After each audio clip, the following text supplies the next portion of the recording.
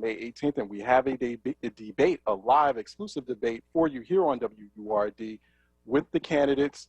Incumbent District Attorney Larry Krasner joining us here today, this afternoon for this debate, and his challenger, former Assistant District Attorney Carlos Vega. Everyone joining us in the virtual environment, of course, because we are still in the middle of the pandemic. I'm Charles Ellison, and I'm your co-moderator for this live debate, this live exclusive debate here on WURD. We are the home of Black Talk Media, 96.1 FM, 900 AM, wordradio.com, many of you listening through there as well, and WURD TV. You can watch us on WURD TV, by the way. You can watch this debate as it unfolds for the next 90 minutes at facebook.com/4word and youtube.com/onWURD as well. Welcome to the program. I know many folks are listening in, and I also want to give a thanks, just a gesture of gratitude to the candidates and also their campaigns for making time this afternoon to talk with us and to talk with the audience here at WURD to talk about this very important race and the issues that are in it. Also joining me are my colleagues and co-moderators. We have Joanne Bell, who is typically host of The Source, she's the founder of the Black Women's Leadership Council, the Black Women's Leadership Council segment on The Source, and that typically takes place today. So she, of course, naturally is joining us as a co-moderator. And also my good friend, colleague, Solomon Jones, who is host of Wake Up with WURD, our flagship morning show. He's also joining us. You can watch us all on Zoom. You see two screens of Solomon because in a moment, we're going to do a coin toss to see who gets the first questions, who goes first in this candidates debate. So now more on the candidates. You can find out more about incumbent Larry Krasner by simply going to krasner4da.com and then learn more about his challenger, Carlos Vega. He is at vega4da.com. So you have the two websites for both candidates so you can learn more about them during the course of this debate and as we are asking questions. Now, the moderators here will have no more than 60 seconds each to ask a question. So there's actually going to be a buzzer. So behind the scenes, you will hear a buzzer to keep us on point and to make sure we don't go over time. So we have no more than 60 seconds to ask a question, and each candidate will have 2 minutes to answer the same question. And that buzzer it's loud. You will hear it if you go over that 2-minute mark. There you go. Thank you. And that's Troy Wilmore, our intrepid, brilliant producer. He's a producer for Reality Check as well. So you hear him, he's behind the scenes. He has that buzzer there.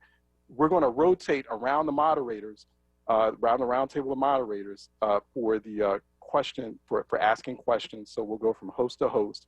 And there is a stopwatch, once again, along with that buzzer to keep track of the time. So before we start the debate, we have to determine who will answer the first question. And so we're going to do a live coin toss. Solomon Jones will do the coin toss. We're going to do that on air, and you will be able to see that right now. The candidates have to see that coin toss to see who will go first, who will answer the first question. Solomon, have at it. All right, so you see me on two different screens. So I have my phone so that you can see the coin. This is the back of the coin. This is the front of the coin. All right, and we're gonna do a coin flip, and hopefully it won't go under my couch. So here we go.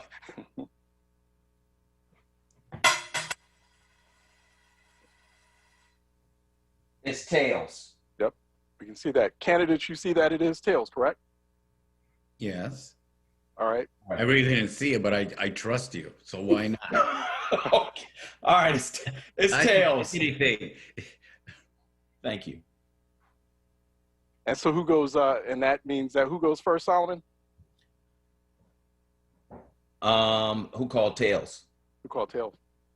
Nobody called anything. You forgot. Okay, let's do it again. Let's do it one more time. You guys haven't done this before, okay? No, never did a coin flip at a debate. Okay, let's do it one more time. One more time.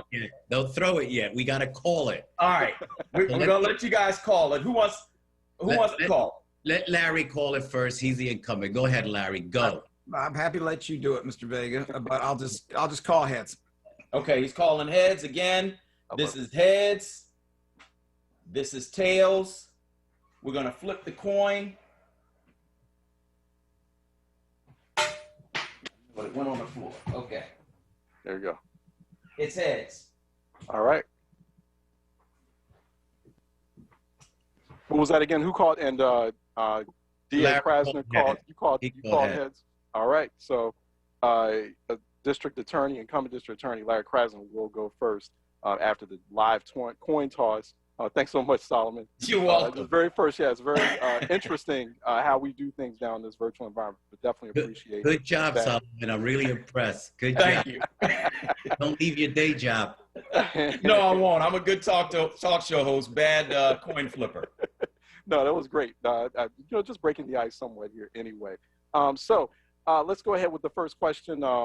District Attorney Larry Krasner. So the full burden of crime fighting doesn't fall on your office alone. You don't stop or solve murders, but you prosecute and hold those accountable who have committed the murders. Still, you are a key partner and component of the city's crime fighting and anti-violence efforts. The impression is you don't have a good relationship with the police, and due to ongoing and very personal tensions with the police union. Do you feel you need to fix that relationship or have one at all? And can you divorce your struggles with the police union from your essential relationship with the police department and commissioner? So thank you for the question. I appreciate it. It is very important we distinguish between the police department, which is led by our commissioner, Daniel Outlaw, and the leadership of the FOP, which is the police union. The fact is that I communicate with Commissioner Outlaw on a very regular basis. We have achieved significant collaborative reforms that I think are very important. I consider that relationship just like I considered my relationship with Richard Ross before her to be excellent. I also feel like the relationship with a lot of the upper echelon, the higher level brass within the police department is quite good. A lot of good innovations going on, and I'm happy to talk about them.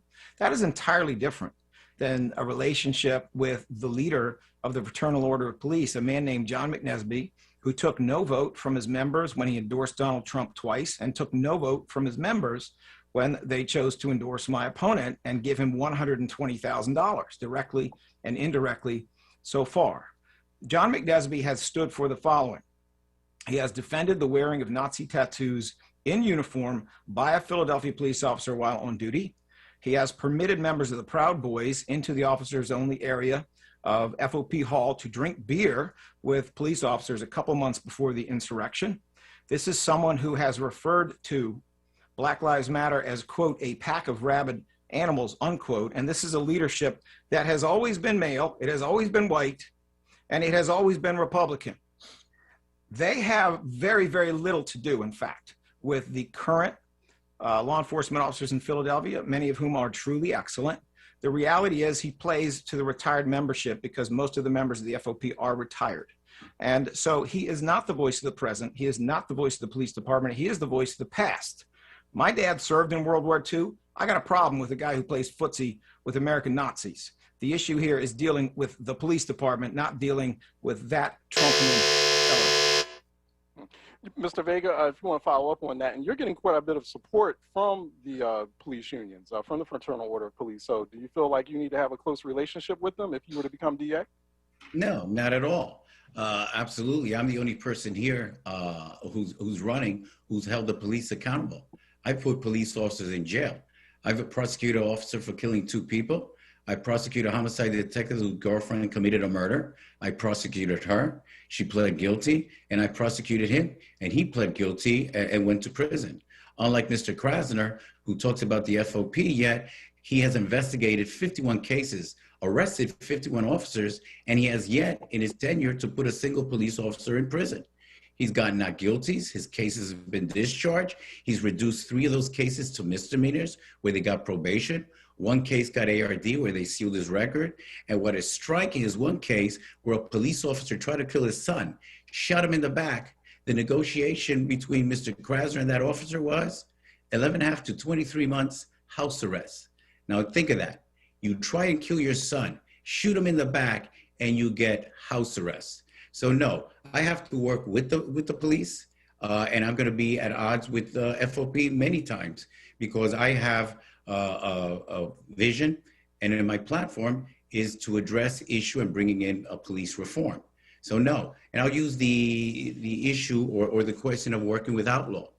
Outlaw and before her Commissioner Ross in dealing with the gun violence have been on odds with Larry. In terms, you've heard Ms. Outlaw say, Commissioner Outlaw say, there are no consequences. We are getting rid of guns in record numbers, yet there are no consequences. It's a revolving door. Commissioner Ross, once again, he was doing the job. His officers taking guns off the street at record numbers, yet it was a revolving door. I'll use just one statistic. This year, from this January to April 30th, the police have arrested and taken 348 guns off the street. Of those cases, 233 of those cases were withdrawn, dismissed, or not guilty. They've only secured 6 convictions at trial for gun cases. Now, let's talk about it. We have the same judges, we have the same police department. The only thing that changed was Mr. Krasner coming in office in 2018. So yes, I will work with the police. I'm not owned by the FOP because think of it this way. I will not have my history or my story rewritten by a white, rich, out-of-touch elitist who's telling me I'm Puerto Rican. I grew up poor. I've had to battle barriers, discrimination, both in school as a young man and also in the district attorney's office in the court system. So yes, I've done the first in many things, and no, I will not be defined that the FOP endorsed me because you know what we're forgetting in this whole conversation? In 2017, when Larry ran for office. All right, I'm sorry. For some reason, I didn't hear the buzzer for some reason, and so just to get folks. I didn't hear the buzzer. But you got over your 2-minute limit, so we got to go on to Joanne Bells to ask the next round of questions. For some reason, I didn't hear the buzzer. Go ahead, Joanne. Mr. Vega, this question is for you. You served as an assistant DA for over 30 years. During this period, unconstitutional stops and frisks occurred, mass incarceration of members of the Philadelphia's minority community flourished, cash bail deprived low-income people of the right of their freedom, and police misconduct framed innocent people. This was tolerated and supported by former DAs Lynn Abraham and Seth Williams. Considering their dismal records, why didn't you run against them? Well, I never thought I'd be running for district attorney. From my background, my mother came to this country from Puerto Rico. She raised a family. We owned a bodega. She was a victim of crime. We were robbed at gunpoint. My grandmother and sister robbed at knife point. Also, my friends during the heroin epidemic in the 70s were swallowed up by the street. Drug overdoses, ending up in Rikers Island, committing crimes, selling drugs. So I decided I wanted to be a prosecutor, to be that voice for people like my mother, but also bring a level of compassion and knowledge of people that are committing crime, that they're not bad people. It's their circumstances that have caused them to make some bad decisions. So I never ran for office because I never wanted to be a politician. The reason I'm running for office now is I'm a Philadelphian. I'm a single father. I raised 2 children. My youngest is 17, my daughter's 24, and I see the numbers of murders that have been happening since he's taken office. Every year has escalated. Think of this past year, 499 murders, and now we may have 600 murders. Let's talk about this Mother's Day weekend. We had 25 shootings, 7 murdered. 3 of those victims were women. So I decided to run for office because as a father, as a single dad, as a person of color that we suffer the most, I decided to run for office. But I also worked for Rendell, Castillo, Lynn Abraham, Seth Williams, and let's not forget Kelly Hodge. I was never put in a position of power or a position of making policy. I was a line DA addressing the violence committed against Black mothers and fathers where their children were lost. So why am I running? Because I care about this city and we need to bring in reform, but also we need to make our citizens safe. As I've taken this journey running for office, all the people are telling me, we want to be safe. I spoke to a couple who were raising their grandchild. Their son was killed. Look at what happened this past Mother's Day. The levels of violence are out of control. We need someone who will work well with the community, with the police department, with other city leaders to bring in the change, the reform we need, but I need to it this way. We talk about mass incarceration, but we don't talk about. All right. The next question, Joanne, I think we'll go to I will follow Mr. up Krasner. with Krasner on the same question, but I want to tweak it just a little bit. What did you think of the records of DA Lynn Abraham and Seth Williams on the issues that I raised about mass incarceration, but more particularly the police misconduct in framing innocent people? We have lots of stories that are hitting the news now of people being released because of police misconduct. So, you know, one of the things I think is that the Philadelphians deserve to know that not only was my opponent a part of that, there's not a single white paper, not a single memo, not a single initiative during his 35 years that suggested he was in any way opposed to that kind of terrible conduct that was going on. But he has actually sat and said under oath in the last couple of years that in 35 years, he never saw a coerced confession. He never saw police officers planting any kind of evidence. You really got to have your head in the sand to actually see the world that way.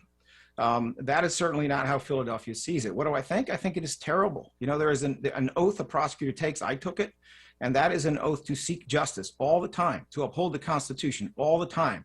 The reason we have 20 exonerations during just a little bit over 3 years, about 3.5 years, in a city that never had any kind of meaningful exonerations before, is that there was so much cheating. There was so much lying. There was so much inaccuracy that went on.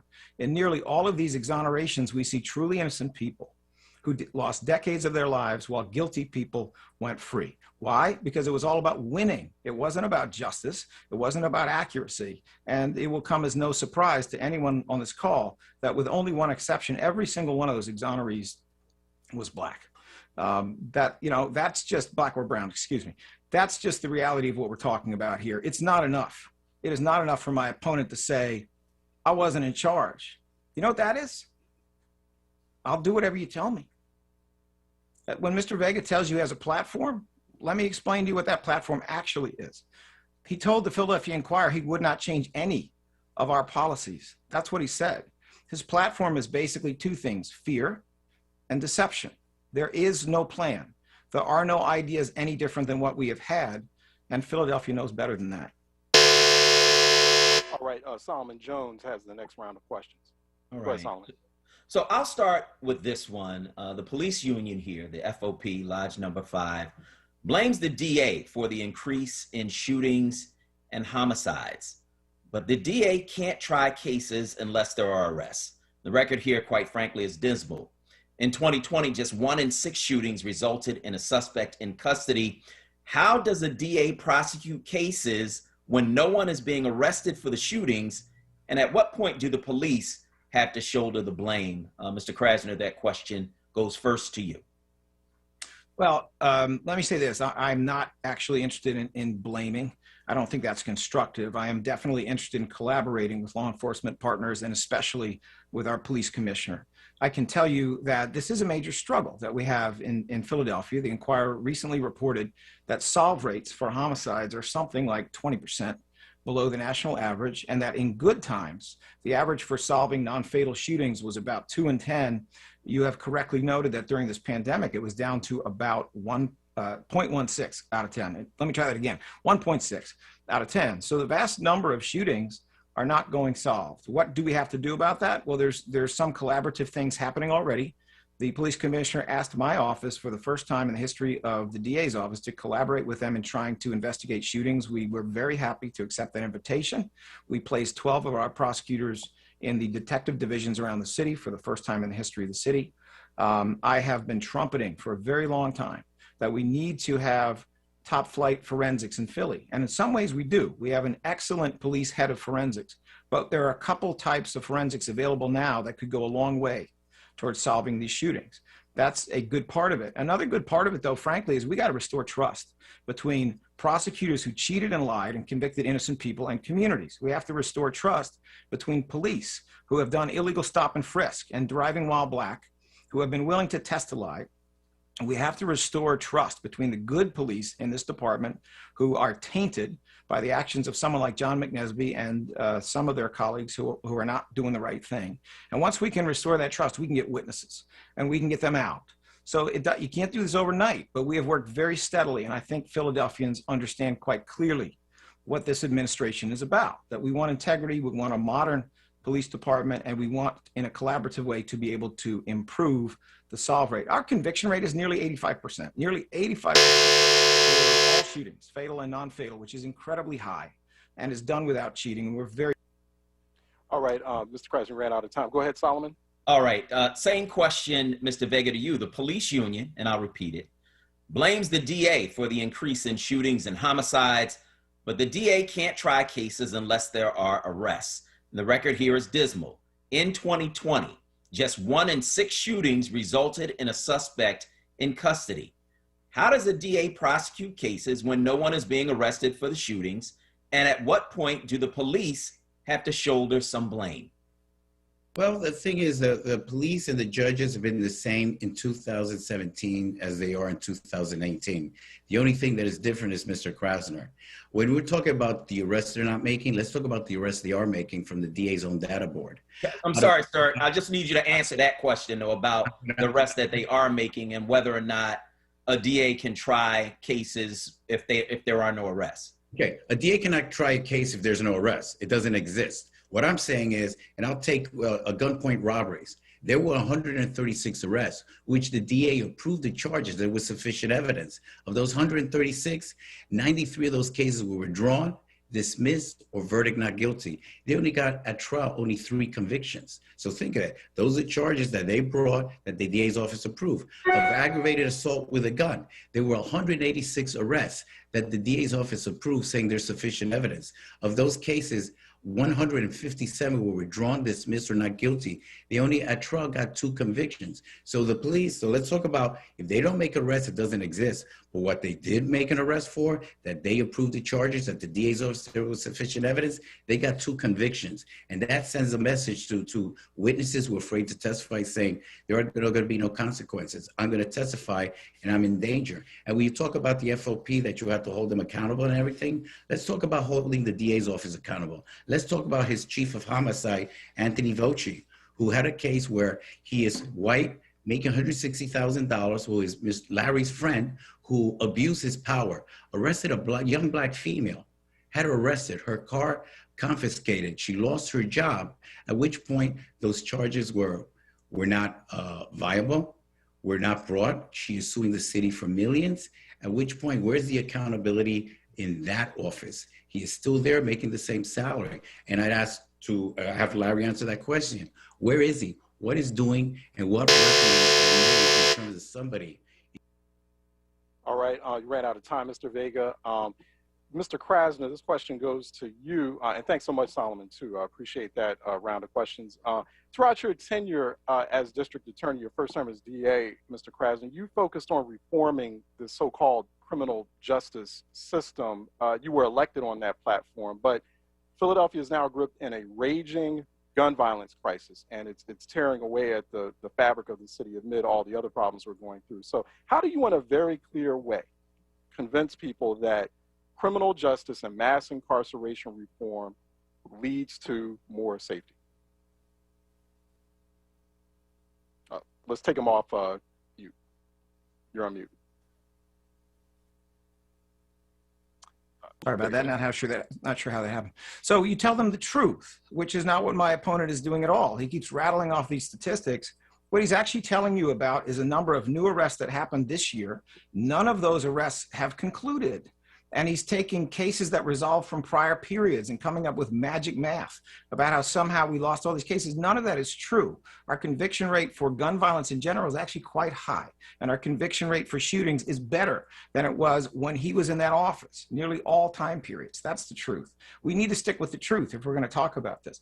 So what is the truth? The truth is that we have an 85% conviction rate for shootings, fatal and non-fatal. We have 5 or 6 new collaborations in the last 2 years with the PPD that I think have been very successful. And we said from the very beginning that criminal justice reform goes hand in hand with focusing on the most serious crimes. There are no more serious crimes than shootings and gun homicides. There are other ones that are quite serious, but none more serious. So we focus on them intensely. We have a very talented staff, and we do a very good job with them. You know, that is crucial. Now, outside of the office itself, we have to be honest about this, though. The reality is that in 50 major US cities last year, the increase in gun violence was 42%. The increase in Philly was 40%, which is terrible. But what is happening is not unique to Philadelphia in any way. Studies that look specifically at all these cities show that some that have it worse than us are Republican, some are Democratic, some have traditional prosecutors, some have progressive prosecutors. What's happening here is that the FOP and their candidate, my opponent, are weaponizing a national tragedy. And they're weaponizing it because they're not concerned primarily about public safety. They're concerned about politics. They do not want to be accountable, and that they know that with Mr. Vega, who will serve them, they will not be accountable. Mr. Vega, a follow-up question. So according to campaign finance reports, your campaigns received over $25,000 from the Fraternal Order of Police Lodge 5, $80,000 from Protect Our Police PAC.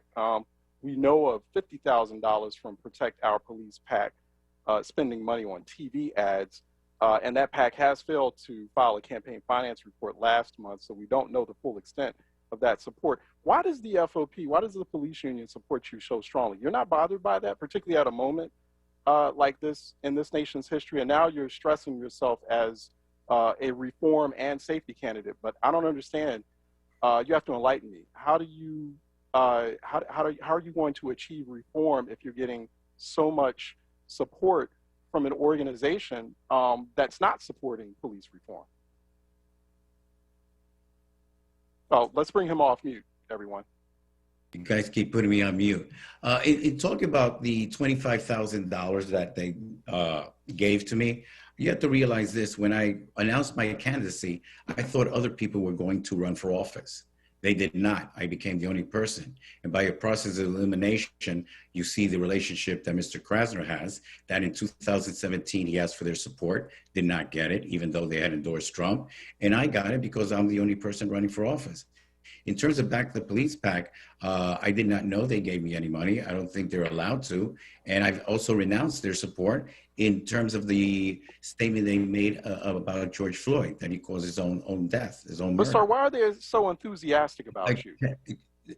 I can't speak for that, why they're enthusiastic. What I want to know is why are people out of state, California billionaires, New York billionaires are being funding his campaign? Why Real Justice and Sean King have attacked me and my family and my followers, my supporters, and raising money for him also. We have to ask that question. Why do they like Larry so much that I'm being attacked, that I'm being vilified? Why is it that all my donors are from Philadelphia? Let's exclude the FOP. Let's talk about the Philadelphians that are backing me. And he started talking about accountability, and I'll talk about accountability to one of his special advisors who left her child in a car for 2 hours where she was arrested. Where is the accountability on that when this person is making decisions of someone's freedom or not and doesn't know enough to take their child out of the car in the summer? Let's talk about a person in their CARES program, while on duty, solicits of prostitutes,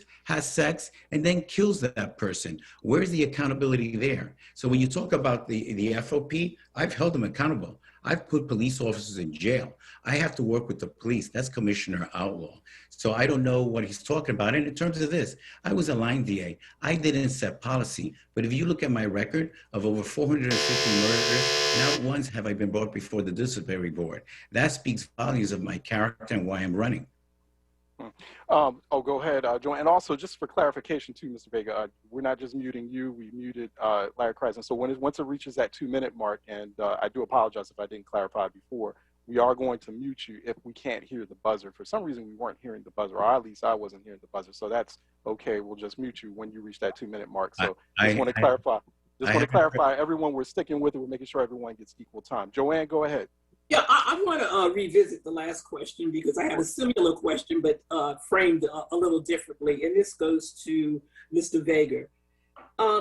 Considering most of the recent nationwide murders and abuse of Black and brown men, women, and children by law enforcement, how can you, in good conscience, and just in good conscience, accept what we in the Black community call blood money from local and national police organizations and PACs. And particularly some of the more onerous PACs are funded by right-wingers who are also involved in trying to deny the vote to people of color.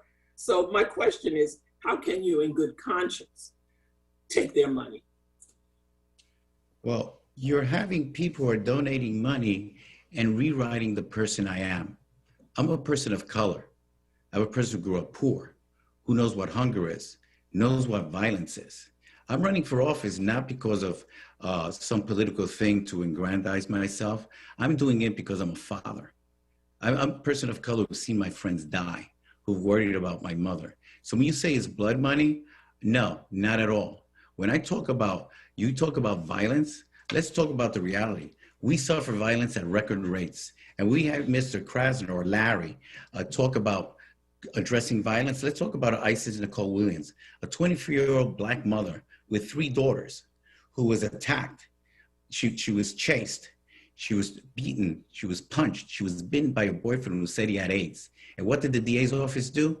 At the first listing, saying prosecutor discretion, drop the charges. And what happened weeks later? What happened months later? When she was talking on the phone with her mother, he broke into the house and shot her in her head with her five-day-old baby in front of there. So that's why I'm doing this. So blood money is this. I'm trying to stop the blood that is happening in our community. When you talk about blood money, I refuse to have that thrown on me. I fought this, I faced discrimination, and even as a lawyer, after 35 years of service, I was fired by a white person, a white elitist, out of touch, saying a Latino is not good enough to serve in this office. A person was never given the chance to set policy in the office. So for 35 years, I tried to make a change, and in 35 years, all the administrations, they didn't think I was good enough to set policy. And what is shocking and an insult to me is that a white individual took office without so much as an interview, said, you are gone. So guess what? I take offense of the blood money because I'm trying to do my job. And once again, I put officers in jail. I will be battling the SOP in many. Okay, go ahead, Joanne. Next question to Mr. So, Mr. Krasner, let me follow up on that question, because one of my questions to you is that when you took office in 2018, you fired 31 assistant DAs. Some have accused you of playing out a vendetta that you were harboring as a former defense attorney. Why were these people fired? Thank you for that question. So you have just seen something that's very important to recognize about my opponent. He just suggested to you that I fired him because of race, as if I didn't know him well. Well, here's the truth. He sued me for firing him. And do you know what he said the reason was? Because he was discriminated against based upon age. Age. He never once said it was about race. But he wants to suggest to you something else because he thinks he can get away with it. This is a platform built on deceit. Why did I fire Carlos Vega? I got to know Carlos Vega very well over a 5-year period in litigating a case where I represented a schizophrenic man. I was hired by the court to do it, which means I was paid pennies for 5 years of work. And in watching Mr. Vega for 5 years, especially during that trial, I saw him time and time again lie to the court, lie to me, and engage in all kinds of conduct that did not meet a minimal ethical standard. I did not fire him because he was 4 or 5 years older than me. Right after that happened, I hired an 84-year-old woman to be my first assistant. And the average age of people I hired went up. But that didn't stop Mr. Vega from saying to you what he just said to try to deceive you on that basis. And it didn't stop him from filing what is, in fact, in my opinion, a bogus lawsuit, claiming that somehow the 60-year-old discriminates against people who are 65 or whatever ages we were back when that happened. You're going to see this over and over with Mr. Vega. You're going to see that this is based on fear and deceit, fear and deceit, fear and deceit. Even when he gives you specifics of cases, it is morphed, it is twisted. He is not giving you the specifics. This is his typical Trumpian tactic of laying down one untruth after another so quickly, I can barely respond. Solomon Jones has the next round of questions. Go ahead, Solomon.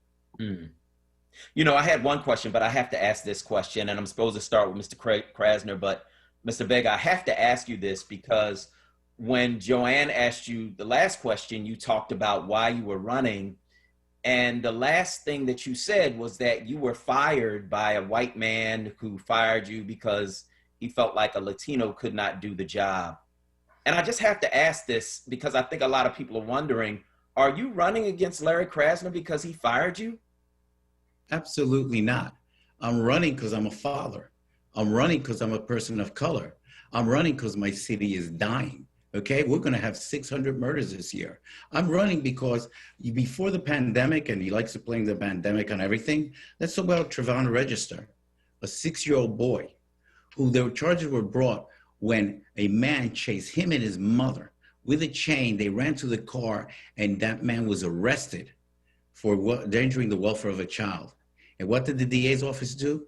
They dropped the charges. And what happened to that 6-year-old boy who was 3 foot 7 inches tall, only 40 pounds? He was beaten to death. And when you talk about beaten to death, let's talk about his injuries.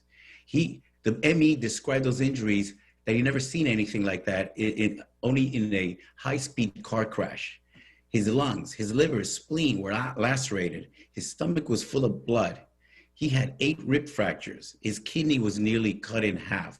So that's why I'm running. So that won't happen to another child. That's why I'm running. I'm running also because I want to have the office be representative of people of color. As we see, out of 320 DAs, only 45 are Black. That's 45. Of those making over $80,000, 114 make 80,000, only 12 are Black. I promise when I take office, I'm going to put in a woman of color. I've already vetted, and I want 3. I want 3 Black women, okay? I'm looking at them, who have prosecutorial experience, defense attorney experience, civil experience. Because I think we need now, as we have a woman of color who is vice president, I think we need a first assistant to be a woman of color in that office to bring about the change, to bring in district attorneys of color. Because you know what? Most victims are Black. Most victims are people of color, and we need lawyers who look like us, speak like us, who has lived our history to be making those decisions of whether to make our community safe, which we need, but also giving those people who need redemption, who can get it. All right, Solomon, to Mr. Krasner. Okay, so this is my original question. So we've learned that at least 20 people were wrongly convicted in Philadelphia, that some homicide detectives routinely coerced confessions in the cases they handled, and that it cost the city millions of dollars in settlement. We expect to see more people exonerated as the cases are looked at more closely. Here's my question.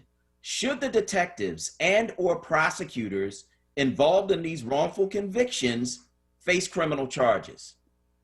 And will you charge them? So let me say, some of them may face criminal charges. It is one thing to make a mistake. It is one thing to violate the law in a way that amounts to something worthy of civil liability. It is another thing to do a kidnapping on paper.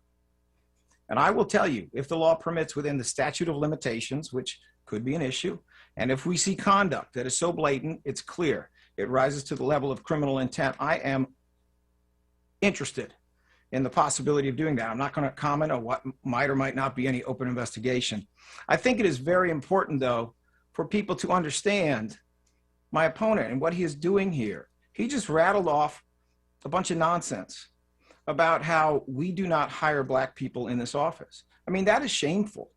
It is shameful because time and time and time again, this has been debunked. The fact on this is that we have done better at increasing the talent and diversity of that office than any prior administration, than any time period during Mr. Vega's entire 35 years in the office, when he did nothing that he can point to improve this. When we came in that office, there were 72 Black employees out of about 600. There are now 170. When we came in the office, there were 35 Black attorneys. There are now 55, not the 45 he just told you untruthfully.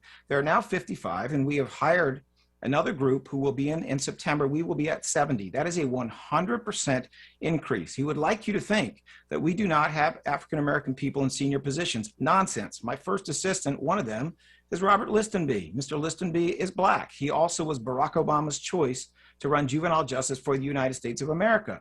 The chief of our municipal court unit is Deb Watson Stokes. also Black, and a very experienced prosecutor in the office. That's a very important position because you train the young attorneys. I could go on, but there's not sufficient time. It is clear my opponent will say absolutely anything, and he will say absolutely anything when he knows better. Do you trust that person to be your chief prosecutor? Thanks for those questions, Solomon. Mr. Vega, I have a question for you, and just sort of a clarification here. So in the 1980s, right, the homicide clearance rates by the Philadelphia Police Department were nearly 80% of all murders.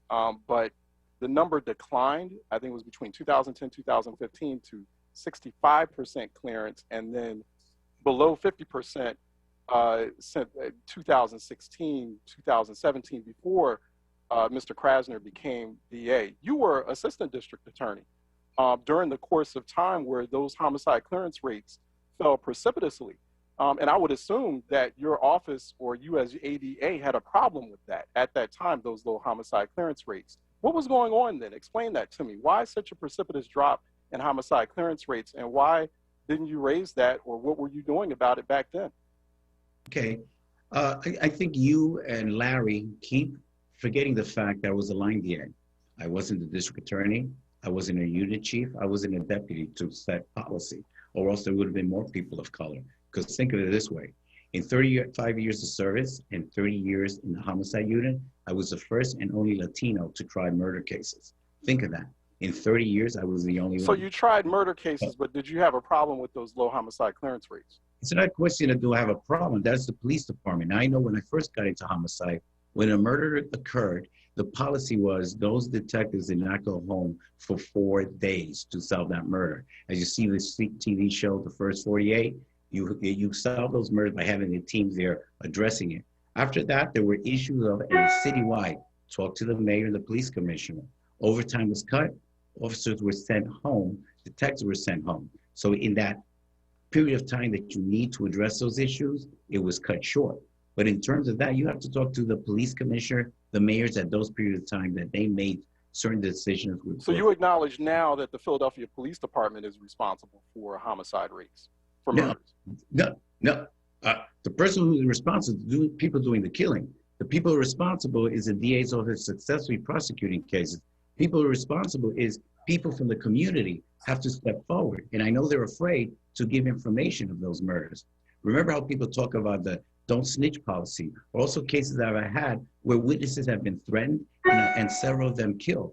So that is an issue of why some of the clearance rates have occurred. Now, so those are issues. So you're asking me questions about what the police department has done. I can tell you what I have done.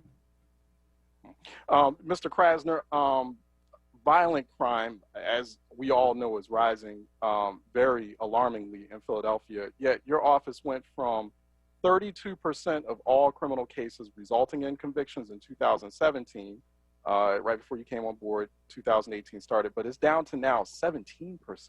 For violent crimes, it went from 10% of all violent crime cases resulting in convictions down to now 3%. For firearms cases, it went from 8% in 2017 to now 2%. The way that looks is that you're prosecuting less. And what explains that? Do you mean to tell us that Philadelphia police evidence collecting methods are either that corrupt or incompetent that you were forced to drop so many cases? I'm sure you understand the way that looks, that you're not prosecuting violent crimes as much as you need to. Mr. Ellison, let me say, I can't see what you're looking at, but we have had this. That's from your own database. That's from your own Philadelphia District Attorney's dashboard. Let me finish, if I may. I think you may be looking at the percent of cases that actually are resolved at trial. I mean, I can't see what you're looking at, but those numbers do not sound like they are correct to me, or that they're representative of what happened before the pandemic. I would, and I'm happy to look at it and see what you're talking about. But I would remind you that the courts have effectively been closed during this pandemic with tremendous problems. But let me say this. You want to talk about clearance rates? Let me talk to you about clearance rates. Tony Wright was falsely convicted 30 years ago, and he was counted in that clearance rate. What used to happen in Philadelphia, both with the DA's office and with the Philadelphia Police Department, is they considered a case cleared whether you did it or not. It was not an accurate clearance rate. And as we look at those statistics, they still have not been adjusted for so many innocent people who were convicted who should not have been convicted. This is fundamental to understanding the mentality of the FOP, the mentality of my opponent. And I understand that about clearance rates in the FOP, Mr. Krasner, but going back to convictions, and also you make a very high usage of diversion programs for gun possession cases. The average rate for diversion for illegal firearms possession cases between 2018 and 2020 jumped about 87%. But do we have evidence that that works? So when in you a gun violence crisis like this? Mr. Ellison, when you say 87%, let's talk about the real numbers here. What you're talking about is an increase from a tiny percent to another pretty tiny percent. My recollection, the last time I saw this number, was that the number of gun possession cases where we diverted was only 2.5%. It was up from prior administrations where they might have been at 1% or 1.5%. But yes, if you go from 1.5% to 2.5%, that is something like a 70%, 87% increase. It is by no means the case that this is common. And we do that in cases where you have someone, for example, like a college student who has been traumatized, beaten up, goes and buys a gun legally, has no indication of being involved in criminal activity, but doesn't get the permit to carry that is required. All right, we had to mute you, Mr. Krasner. I'm going on to the next round of questions by Ms. Joanne Bell. Go ahead, Joanne. I'm going to follow up on two things, and I want to go to DA Krasner for a moment and follow up. Some of the things that are being said about the violent crime, that you release people and then they come back and commit violent crime. And I think you were about to discuss the dismissal of gun charges. I want you to set the record straight. How many of these offenders that were released by you or caused to be released by you have later come back and committed a violent crime? So thank you for asking me that question. I think a lot of people don't quite understand what our power is. We do not release people. We are not the ones who set bail. Bail is set by judges. We are not the ones who sentence. Sentencing is done by judges. We make our recommendations on bail, and then the defense makes their recommendations, and then a judge decides whether or not to impose bail. And that's become, in some ways, a more difficult decision during a pandemic, but because you don't want to have death caused by having an excessive number of people in custody. But obviously, we also don't want to have death on the street. So there are times when we have very strong disagreements with judges. And we want people held who are not held, especially when it comes to shooting cases. We've been very vigorous in seeking basically $1 million bail on every shooting case that is non-fatal, that people be held without bail on fatal cases. So, you know, I understand that it can be convenient for people to want to believe that somehow the DA controls who's in and out of custody. No, we don't. We also don't control when probation or parole puts down a detainer or not, and we also don't control the sentences that are given by a lot of judges. But we are more than willing to look at our record on any and every case to see whether we advocated for a position that turned out to be correct. In every administration, there has always been crime. In every administration, there have always been individuals who came out and on occasion they did things that are bad. And that is the reason that you're seeing my opponent not talk to you in terms of real statistics or patterns or anything else. He's talking to you with the fear narrative. I can point to a terrible case. Yes, you can. And I could point to many terrible cases that occurred on Mr. Vega's watch during 35 years. You know, this is what we do. We are dealing with a situation in which there are terrible things that happen, and we have to do our very best to prevent them. But the notion that any of us can completely eliminate the possibility of harm or victimization is just wrong. What we can do is work towards prevention, and then we will all be a lot safer. All right, next question, Joanne, for Mr. Vega. Mr. Vega, I'm going to go back to something that Solomon asked you and about running. And are you running because you were fired from the DA's office? And then I asked you a question regarding your over 30 years in the DA's office, in which you worked for several DAs whose records brought on mass incarceration. We have had, you know, innocent people framed and a number of things that have injured the Black and brown community. And you indicated that you yourself have had broad experience growing up in New York City, and that your dedication is to correct some of these things. So I still wonder, in those 30 years, why you didn't run then, because these atrocities took place over a period of 30 years. Why now instead of sometime within that 30-year span? Okay. Briefly to address another point, when Mr. Krasner says or Larry said that he fired me because of a case we had against each other we had for 5 years, he could have taken me to the disciplinary board. He did not. In fact, I'm going to look for an old text he sent me where he really credits me that I was so fair and honest. But with that said, why am I running, or why didn't I run? Number one, I was raising a family. I'm a single dad of 2 children. I reached a crossroads, whether to leave the office and go into private practice, or work at a big firm and make money, or turn my back on the mothers I represent who've lost their children. I decided to stay there because I believe we need a person that has that commitment. And I worked 15 years at night at UPS. Think of it. I was doing serious murder cases by day, and at night at Front in Oregon, I was working 15 years at night, loading and unloading trucks. As you see, a campaign is a rich man's game.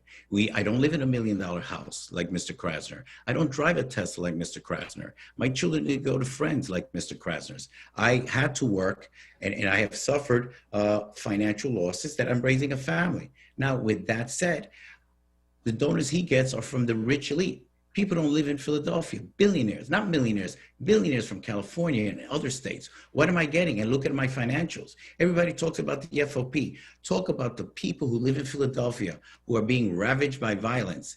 And that's why I'm running, because I've committed for 35 years. I told the office when I retired I was going to do cases for free. And once again, I say this, I am running because I care about this city. Remember, my children, my boy, 17 years old, is the color, the age of the next victim. Not only to have violence, but maybe being abused by some police misconduct. So that's why I'm doing it. So people just wonder, why am I running? Because I care. Why am I running? I'm the underdog. Look at what I'm fighting, a giant with millions and millions of dollars behind me. And I'm doing it because I care about you. We had to actually ran out of time, Mr. Vega. Solomon Jones, you get the next round of questions. Okay, so I will start with Mr. Vega since Mr. Krasner had the first question last time. The conditions in Kensington surrounding the opioid crisis have gained a lot of attention nationally in recent years. But as Kensington resident Bill McKinney wrote recently for WHYY, quote, the inability to address violence, addiction, and homelessness are symptoms of a larger disease. This disease includes repeating similar failed structural responses for the past 20 years. Mr. Vega, you've touted tough on crime tactics for almost everything, but this resident and many other residents I've talked to in Kensington during my many visits there have said none of that has worked.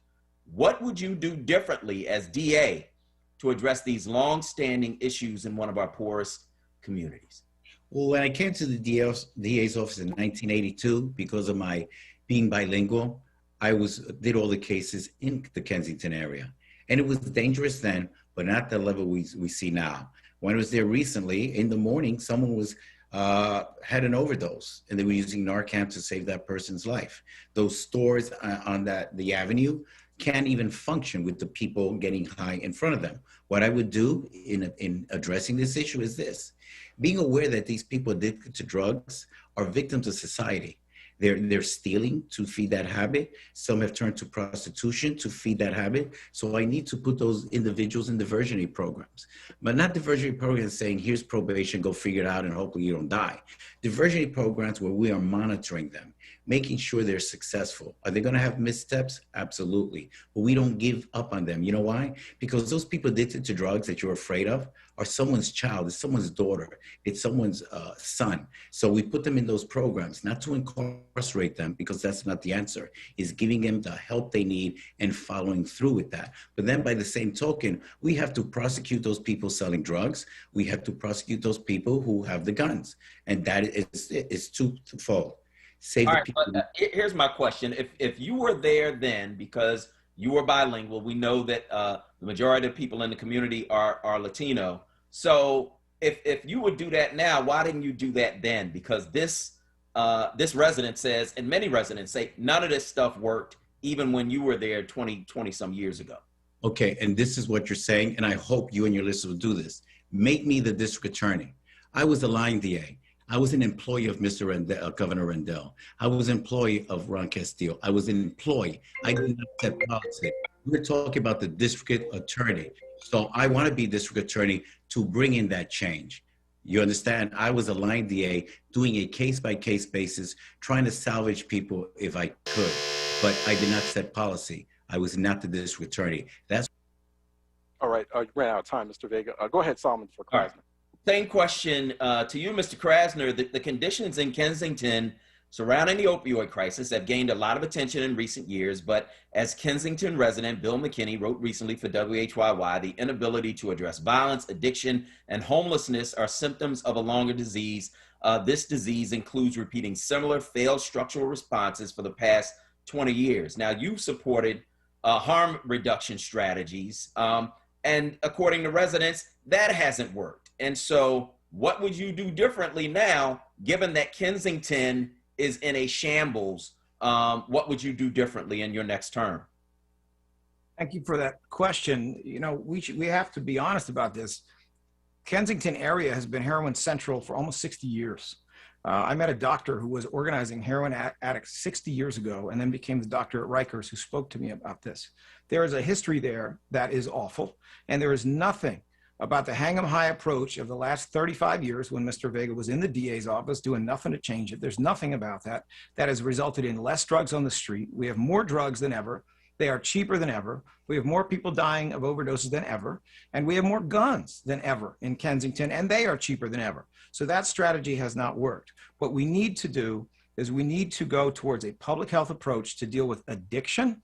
And we also need, in terms of enforcement, to work with the feds for what really will make a difference, but to work on long-term wiretap-based serious investigations. I am not at liberty to talk about everything that is going on, but I can tell you that the traditional response, the law enforcement response in Kensington has been grab and go. Grab that 16-year-old who's selling a couple bags of drugs, lock him up and give him a ton of time is not how you get at the people running the organization, as we did with a bust of Kip and Cambridge that effectively shut down that area, a multi-generational drug dealing area that had been controlled by the same people for a couple of decades. You have to. Yeah, I have to go back and ask you if this different strategy is a strategy that should be used. Why haven't you done that while you've been in office? We have very specifically pursued a higher level of involvement with wiretaps. We've spoken to the police commissioner about it. We have talked to some of her top people, including Deputy Commissioner Nash. They are interested, and I am not at liberty to tell you some of the things going on, but Kip and Cambria was a bust on our watch, and it was a big one. And I think it exemplifies trying to actually deal with people who are professional drug dealers at the enforcement end, but also the reality is we need to have a public health approach to addiction. This country consumes 75% of the world's supply of opioid pills because our federal government made that happen. And as long as we have that going on, we will be where we are now, which is 3 to 4 deaths. All right, Mr. Krasner, you ran out of time. Next set of questions, I'm going to go to Mr. Vega, since you just talked, Mr. Krasner. Mr. Vega, the Black community, especially in Philadelphia, suffers from over-incarceration, as we all know, especially for those low-level crimes. So Mr. Krasner had listened and he followed through by deprioritizing low-level crimes, especially those crimes of poverty. You've mentioned that you would reprioritize the prosecution of shoplifting for under $500. Many consider that a crime of poverty, especially we're in the middle of a pandemic. People in Philadelphia are experiencing food insecurity at alarming rates. Which crimes would you specifically reprioritize in your efforts to be tougher on crime? Well, a lot of these crimes you say are crimes of poverty. I call them crimes of addiction. People are shoplifting is not because they're making a business out of it or they're stealing bread. They're stealing other items to feel an addiction, just like prostitution. A lot of these ladies who, as he calls sex workers and decided not to arrest them, are selling their bodies to feed an addiction, to give money to a pimp, to give money to a drug dealer. So what I'm saying is this, and also as my mother being a grocery store owner, think of this, if there's no accountability, everything my mother sold, she had to purchase.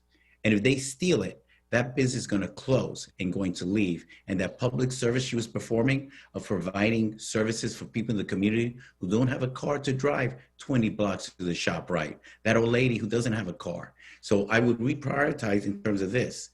address the issue why they're shoplifting, because of drugs, why they are becoming a prostitute, because they have seeing addiction, and put them in those diversionary programs.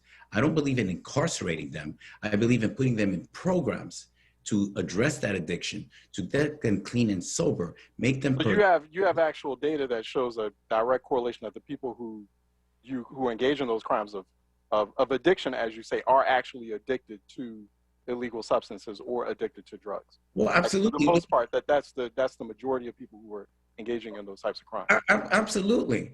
Let's use the Dawn program. Those women who are prostitutes on the street, who are having sex for $5. Do you think they're doing that because they're sex workers, or they're victims of an addiction, of abuse? They're being robbed, raped, and abused. In that Dawn program, which they no longer have access to it, because if they're not being put into the system, they can't get that, address that issue that they need to address that addiction and get clean and sober. So what I'm saying is this: I'm not saying to incarcerate them. When they complete those programs, I would seal their record. I'm not putting them in jail. The people who need to go to jail are violent felons who are killing our youth, who are killing our children. Mr. Krasner, a question for you. So, kind of expounding on this conversation a bit more about, like, deprioritizing, reprioritizing crimes that are attached to poverty. There's massive poverty in Philadelphia. Your approach to criminal justice has been described as rather holistic and unconventional for a prosecutor. You put quite a bit of emphasis on restorative justice, or the restorative approach, and your office engages in quite a bit of workforce development and safety net work. So that's the type of work that critics might say takes your energy away from prosecuting, from helping fight crime. How do you respond to that? There's no higher obligation for a prosecutor than to avoid the next victimization. Every family that loses a loved one is not saying, oh, I'm whole now that you gave somebody a death sentence. I'm whole now that you gave somebody a life sentence. They want their loved one back. They want the death prevented. And the way that we prevent the next victimization sometimes is going to be a long sentence of incarceration where a defendant is truly dangerous. And sometimes, far more than in the past, it is going to be rehabilitation in different forms, holding people accountable while also putting them in a position so they won't have a reason to go back and commit further crimes. That's the heart of what we're getting at. Our main goal is to avoid the next victimization. It is to keep the bullet in the gun and have the gun go away. It is to have the 16-year-old who feels hopeless and who feels desperate feel differently, feel like they have a future, feel like they will live and they will survive. This is a strategy that is not something we came up with. This is kind of how families deal with their own kids. This is how they bring them along and get them to a better place. This is how big cities have driven down gun violence in places like Los Angeles and also in places like Chicago. And so, the notion that the most incarcerated country in the world that claims to be the land of freedom should get away from prevention and should just settle in where it's been for the 35 years that my opponent was a loyal soldier to Lynn Abraham and that type of ideology. The notion that we should go back to that just makes no sense. We see all kinds of success stories in the United States and in other places that have to do with prevention, just like we've seen success stories with medicine that have to do with prevention. That's what we want. We don't want the harm in the first place. The notion that everything gets resolved in a courtroom is simply false. And anybody who has been victimized would know that.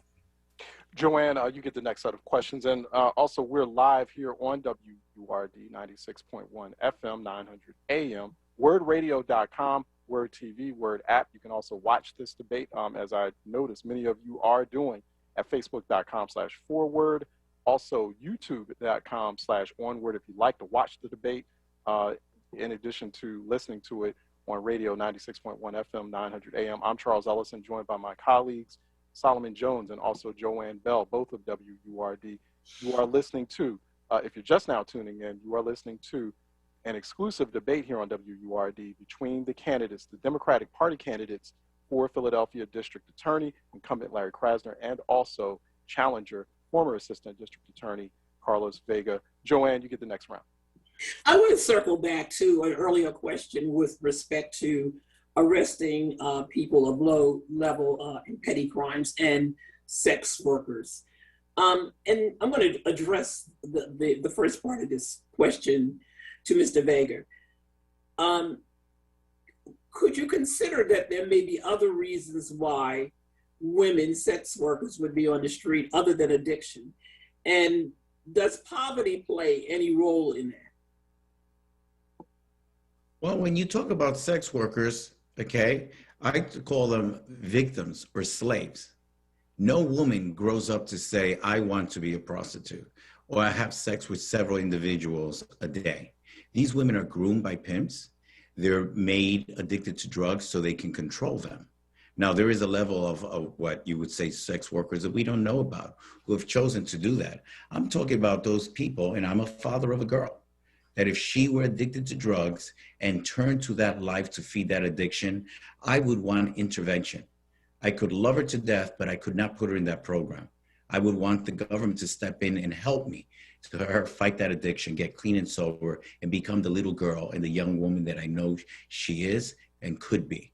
So when you talk about these people doing voluntarily, we are victims of society. Lack of opportunity, absolutely. And the streets swallow people up. I saw that growing up with my friends. I was lucky because my mother worked very hard to put me in a Catholic school that I was safe and was able to learn.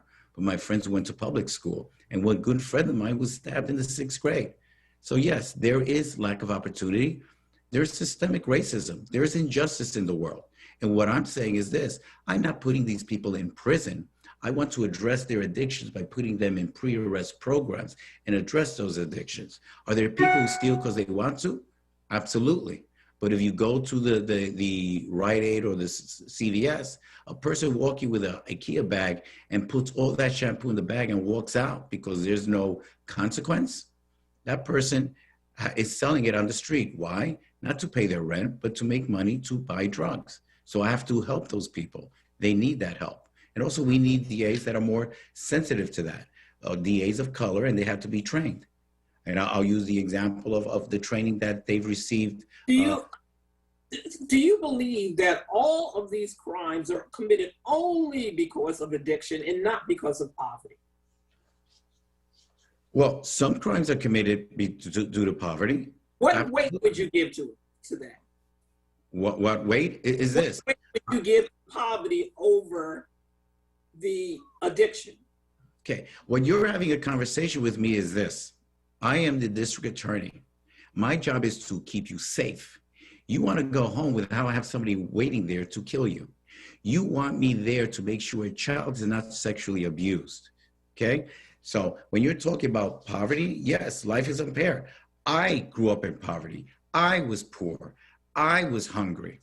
And I chose another route, which was to work hard. Even as an adult, I worked 2 jobs to feed a family, to educate a family. There are choices people make. Absolutely. Life is unfair and there is poverty. But when I look at Kensington, there are people trying to raise families there. There are businesses trying to thrive there, and they're being overrun with. All right, you ran out of time, Mr. Vega. Go ahead, Joanne. Question for Mr. Krasner. Mr. Krasner, same question. And when I get a chance, I would like to at another round, circle back, because the question is poverty a choice?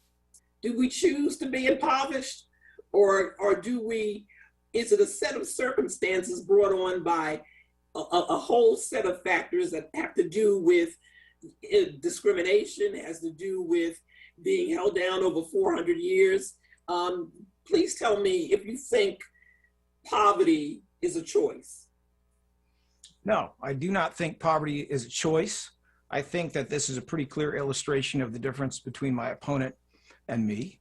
I think when you have deliberately held down a people, you have deliberately disinvested in communities, you have denied them access to banking, access to capital, denied them the accumulation of family wealth, you've discriminated against them in obtaining employment, discriminated against them in keeping employment. I think it has terrible consequences. When you have a society where the rich people actually got richer during this pandemic, we have more billionaires than when we started, but people making less than 40 grand get slammed, you are saying something. I know that Mr. Vega loves to keep calling me a rich white elitist. Well, let us be clear here.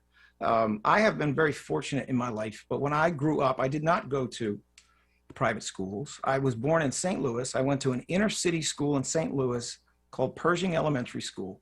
I was there until I was about 8 or 9, and then I spent the rest of my education in the Philadelphia area in public schools. I graduated public high school. My father, who was a veteran, spent decades in a wheelchair. He had no hips.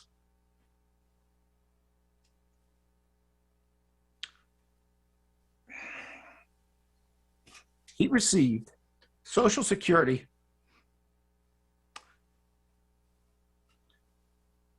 benefits. I ate on food stamps. He came from an immigrant family. I'm the first lawyer in that family. And my opponent knows that. He knows everything I just told you. He's heard it multiple times, but he will not stop saying whatever he wants to say to try to deceive you to win an election. Okay, Mr. Krasner, thank you. And let's go to Solomon Jones. We ran out of time, and so Solomon Jones, you get the next round of questions. So one of the most persistent patterns that we see nationally in case after case is DAs using a secret grand jury process to determine whether charges are going to be filed in police shooting. Given that DAs work so closely with police to secure convictions, this process has been widely and rightly, I think, criticized for the inherent conflict of interest it creates. Should grand juries be used to determine whether charges are filed in police abuse cases, or should police face the same kind of public process that other citizens do? Mr. Vega, I'll start with you. Mr. Vega. Remove him from mute, by the way. There we go. Thank you. Go ahead, Mr. Vega. Thanks, Mr. Vega. In terms of the grand jury process, it's used, and it may be used with police because some people will be afraid to testify and the police will find out what's going on. Let's use the example of a police officer who is stepping forward and exposing some police corruption. That person's need to be safe and be secure in that there will be no ramifications or their safety. But in terms of what we're talking about now is the violence that's happening in the city. There's a grand jury process that is used when it's supposed to be used, but we have to bring this back to what's occurring in the DA's office, what's occurring in the city, what's occurring in the number of violence. People are dying at record numbers. You know, it's not a question whether you grow up poor. Being poor is not a choice. That's not what I asked you, though. No offense, but I mean, I'm talking about a secret grand jury process that allows DAs to tell the grand jury whatever they want so that they can get the outcome that they want, which often lets police off for the abuses that they commit in our community. Should that be used or not? Okay, well, Mr. Krauser, Larry is using that process. Larry has used it multiple times against police officers. And what has happened after that process? It comes in open court, 51 arrests, no felony convictions. Not a single police officer has gone to jail. So that's what I'm talking about. So the grand jury process, you're saying it's in secret? Yes, Larry has used it multiple times. Have you been a part of using that grand jury process too? I have never used the grand jury process other than investigating a drug organization. So you have used the grand jury process, but not with police? Not with the police. You've never used it with police? No, I have never. With police, that's my question. No. It should not. So if you were a DA, you would not use a secret grand jury process in police abuse cases? In police abuse cases, there are times it may be needed. Let's say it's a white supremacist group and they're going to kill the individual, but sometimes you don't. What I'm saying in the grand jury process that I've used is when I was investigating the death of a child that they gave drugs to, in another case where a defendant, a murderer, had pretended he had a mental illness, yet had done certain things to make sure he had gotten over and not been charged. And that was for the safety because that drug gang actually killed 12 people in furtherance of. All right, Mr. Vega, you ran out of time. Go ahead, Sam, you had a question for Mr. Krasner, right? Yeah, Mr. Krasner, same question. Grand jury processes with police officers, should that be used? And if you're using it, you know, what are you going to do differently in your next term? Because that's been used to allow police officers to get off. Thank you for the question. you know, a lot of it has to do with the character of the chief prosecutor. If you have a chief prosecutor looking to get out of indicting police because he finds that politically convenient, let's just say he's the FOP endorsed candidate. Let's just say the FOP put a lot of money into his coffer and that's who he serves. Well, that can be dangerous, but because the fact is that in a grand jury, if a prosecutor really wants to let a police officer out of it, they can, but so can judges. I can tell you that about 20 years ago, there was an effort in a prior administration to charge a police officer with homicide. And because they did not go through a grand jury, judges threw that case out twice before it ever got to trial. That was a failure in not going to a grand jury. I have gone to a grand jury in the indictment of Officer Rook for an on-duty murder. I've gone to a grand jury in the indictment of Officer Pownell for an on-duty murder. And both of those cases are past any preliminary phase and they are going to trial. So it's not that grand juries should never be used. It's that we need to make sure that we have prosecutors who are committed to holding police accountable. Never mind Mr. Vega's usual deceptive bunch of statistics. As usual, he's giving you some pile of nonsense. He's not telling you what's actually going on. He tells you none of them were in jail. Untrue. He tells you there's no convictions. Untrue. But this is what you're going to get from him all day long. This is his typical layering of one lie after another after another. As some people have come to refer to it, I think I referenced it, it's a lasagna of lies. That's just what he does. And what we have actually seen in Philadelphia is that the times when we have gone to the grand jury, we have gotten an outcome that will allow us to get in front of a Philadelphia jury. And the times when we have had judges make determinations, we have found that the judges in municipal court, unfortunately, on a number of occasions, are much too willing to throw cases out that they would not throw out if there was any other defendant. So I don't think one size fits all. Sometimes it is a good tool, but it depends a lot on who is your chief prosecutor. Have police officers been convicted under your watch? We have convicted a number of police officers. We have had police officers who have been found guilty either by plea. We've had correctional officers who were kicking the hell out of somebody in custody who have been convicted by a jury. All right, you ran out of time, Mr. Krasner. Thanks so much, Solomon. I'm going to direct the next question to Mr. Vega. So you're suing Mr. Krasner for age discrimination related to your firing. There's also you threatening to sue him over a current dispute. You seem rather comfortable using the courts for your own personal purposes. In the light of the corruption in the department you served, how can you guarantee that you won't use the DA's office as a tool for your own personal gain or for that of your political allies, like the Fraternal Order of Police? Well, I will tell you this in terms of the question, and I'll address this. Ask Larry, has he convicted a single police officer? No. They've pled guilty with a deal. Has a single police officer gone to jail? No. Ask him the name of a police officer who's gone to jail. In terms of my suing, I'm a person of color. Just answer my question, Mr. Yeah, I'm answering the question. I'm answering the question. In terms of my suing Krasner for discrimination, I know my rights.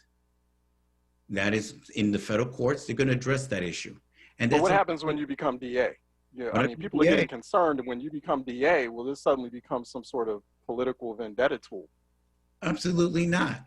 When I become DA, my mission is twofold. Bringing reform to save those people that I believe can be saved, bringing a change in the system within the police department, in the DA's office. I'll use the example of the training, and I'll come back to his chief of homicide, Anthony Voci. Here's a person making $160,000 who in a road rage incident chased a black female, abused his power, had an inspector there, the full force of the police department, arresting her, confiscating her car, and he's still there. Where is the transparency? Or in their training, he put in a person, Adam Foss, who is alleged to have raped a person, who is under investigation, who is alleged that there have been several issues of misconduct. And I asked this question, how much was he paid? And where did you get the money to pay that? How about a special advisor? And let's talk about transparency. An individual is a special advisor who is a disbarred attorney who forged the signature of a judge and is in that DA's office. And once again, that individual who killed someone while working in the DA's office. So I'm talking about consequences. Am I going to abuse my power? Absolutely not. What I'm saying is, where's the accountability in the DA's office? What is happening there? And not once, and Larry will not tell you, what happened to those individuals What consequences have they suffered when they've abused their power to hurt people?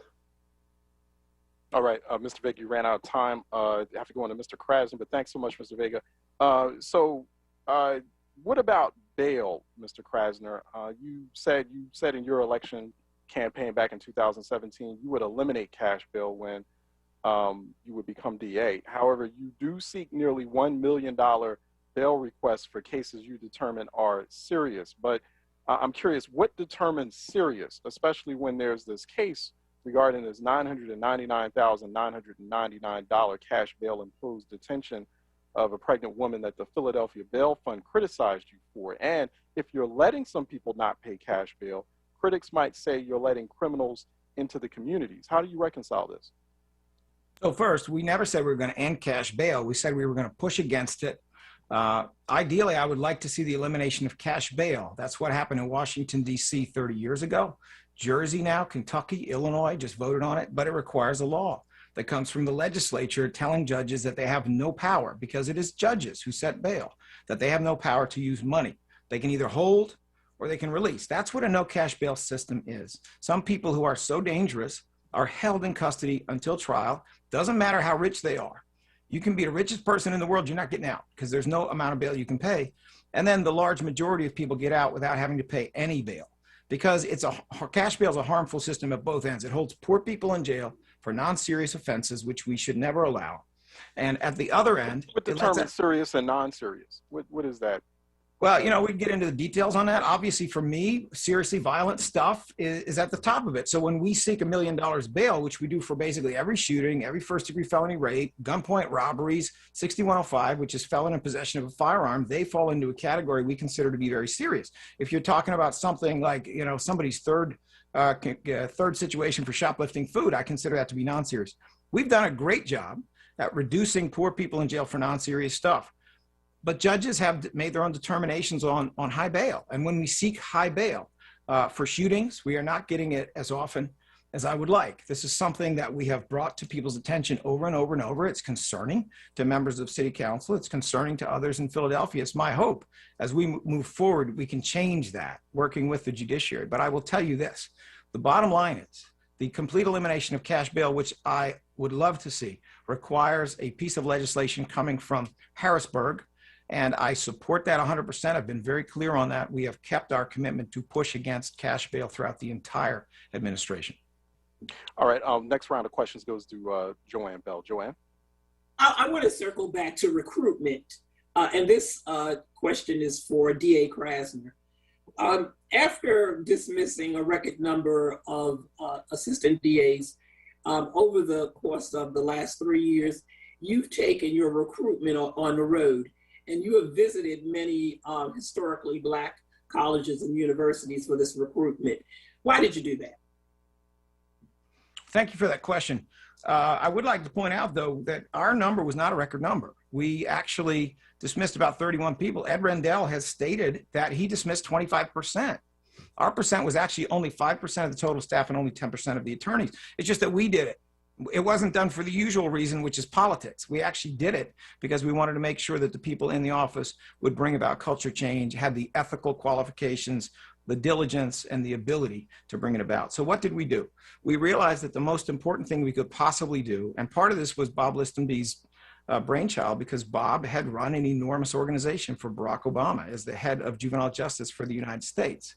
If recruitment is our top priority, then that meant we had to do a lot more than the last administration did. We went to all 6 historically Black colleges and university law schools that remain in the United States. Prior administration had only gone to 1.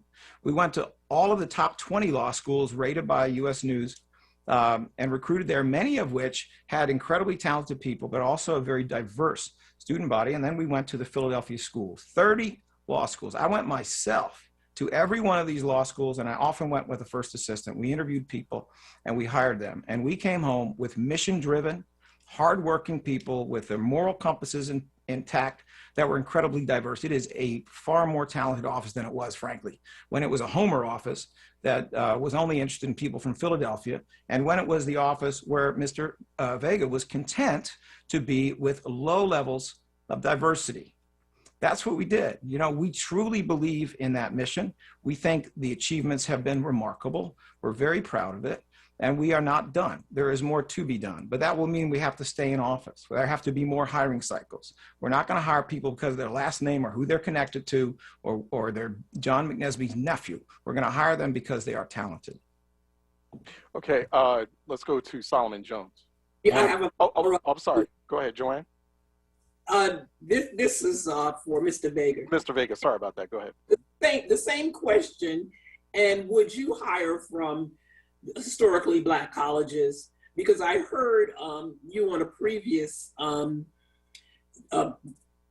debate that you thought that the DA was hiring inexperienced DAs. Well, in terms of when you're hiring from the law school, you are an inexperienced DA. You're straight out of law school. When you're out of law school, you're not really a lawyer. You have to learn. And what I would do in recruiting DAs of color from law school is this. I have to commit to them that they're going to be paid appropriately. As we see, only 12 DAs make over $80,000 out of 114. You have to pay them. Not everyone has a commitment to work 2 jobs to support a family. I need to pay them appropriately. People of color need to be competitive with their white counterparts who usually, and the bottom line is they come from an affluent background where their families are probably paying their student loans. So with that said, I bring it back to the big issues that we're having, that we're talking about the FOP. Well, let's talk about the progress we've made. Let's talk about the police commissioner. We have Sylvester Johnson. We have Charles Ramsey. We have Richard Ross. We have Danielle Outlaw. Yet, Larry is talking about Trump, who's not the president. He's talking about Rizzo, who's been dead, what, 40 years? Well, in my journey in running for the DA's office, what I'm talking to, boots in the ground, mothers of color in the supermarket, what is their primary concern? I'm afraid for the safety of my children. I am afraid for my safety. I was at Zoom with elderly people saying, after dark, do not go to a gas station to put gas in your car. You're going to be carjacked. So the issue we're having, and Governor Rendell even said it, the primary objective or job of the DA is number 1, keeping us safe. And the people, and it's the reality, the most victims of crime are people of color. And they're telling me, I want to be safe. Too many people are dying. And then bring in reform in the court system, in the police department, and especially in the DA's office, that DAs who are doing things that are illegal, wrong, abusing their power are held accountable. And Larry Krasner has not done that. He just is not. He's not transparent. He keeps saying, I can't discuss this because we're working on something. No. Tell us what you're doing. My office is going to be transparent, and people of color are going to be able to go. All right, Mr. Vega, you ran out of time. I'm sorry, go ahead, Solomon. Get the next round. All right. So I'll start with Mr. Krasner then. We've seen some persistent racial patterns that have existed for years in Philadelphia's criminal justice system, especially when it comes to gun violence. For example, the Inquirer found that since 2015, almost 2,700 young Black men were wounded in shootings, but the suspected shooters were convicted in only 6% of their cases. White men of the same age were 3 times as likely to see their shooters convicted. Is there racism when it comes to the investigation of homicides in Philadelphia? The short answer is yes. I think there's no question that there's racism when it comes to the investigation and prosecution of homicides. It's something we're trying to improve. But look at Tony Wright. Here we have a guy who does not rape and kill a woman, and nevertheless, a confession is coerced from him by means of brutality and other means. He is convicted in front of a jury, even though he's completely innocent, and he spends 25 years in jail fighting for them to do DNA taken from the body of the victim. Eventually, DNA improves to a certain point. Mr. Vega's office, the one where he was for 35 years, fights because they don't want the DNA taken.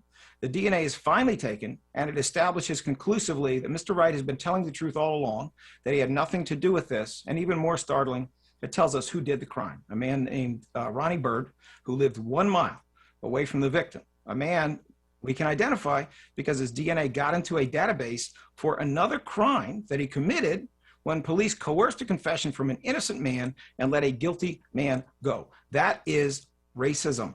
And I can tell you conclusively, having been involved with now 20 exonerations, in every single situation, one but one, they were Black or brown, and in almost every single situation, they were brown. My opponent has a lot to answer for in terms of racist prosecution, because he has to answer for the fact that he knew about that DNA result. He knew the name of the actual perpetrator when he and a fellow prosecutor in the DA's office took poor Mr. Wright back to trial a second time, even though he got a new trial based upon what the DNA said. He made Mr. Wright sit in jail an additional couple of years so that he could do a trial that a jury threw out in less than an hour. And so all of us as taxpayers could pay $10 million. That is unconscionable. It is unconscionable to treat Mr. Wright like he was just a file or just a piece of paper. He was and is a human being, and it is utterly unacceptable to turn anybody, and in this case it was a black man, into someone you use for political purposes. Mr. Vega, same question. So when you look at the 2,700 young black men who were wounded in shootings since 2015, only 6% of their suspected shooters were convicted. White men of the same age were 3 times as likely to see their shooters convicted. Is there racism when it comes to the investigation and prosecution, quite frankly, of homicides in Philadelphia? I'm sure there's bias within the investigation, but also there's a level of incompetence in the DA's office. When I've prosecuted individuals, whether they're white or black, I've been successful. But I want to bring it back to Anthony Wright, that he keeps talking as a talking point. That was not originally my case. There was substantial evidence that was to be presented before the jury, and the jury spoke. Well, it speaks volumes. The Innocence Project had the case for years, never brought a disciplinary action against me. And out of 450 murders, never once, even with the case that I did against Mr. Krasner, that he said he fired me for, no disciplinary action was brought against me. I'm going to bring and ask Larry this question. Mark Whitaker, a young man in Anthony Wright's case, that he made the decision, that he professed his innocence. He got a new trial, and Larry decided, let's prosecute him. He was acquitted, he was exonerated, and he's suing the city for millions, suing Larry Krasner. Or Hassan Bennett, another man who is professing his innocence, and Mr. Krasner has decided to go forward. He's made the decision. Not my bosses in the past, but Mr. Krasner's doing it. So let's talk about what Mr. Krasner is not talking about. Milan Lonkar, the young man walking his dog, that as a consequence of his incompetence was killed. Or Trayvon Register, the little 6-year-old boy I was talking about, that was beaten to death. Or how about Samar Jones, 7-year-old boy playing on his porch that was killed due to the incompetence and not caring of Larry. How about why are the killers of white men convicted consistently, since going back to when you were there, and the killers of black men are not? That was my question. All I can say is when in every case, and the great majority of the cases, was a black man or a black woman that was killed.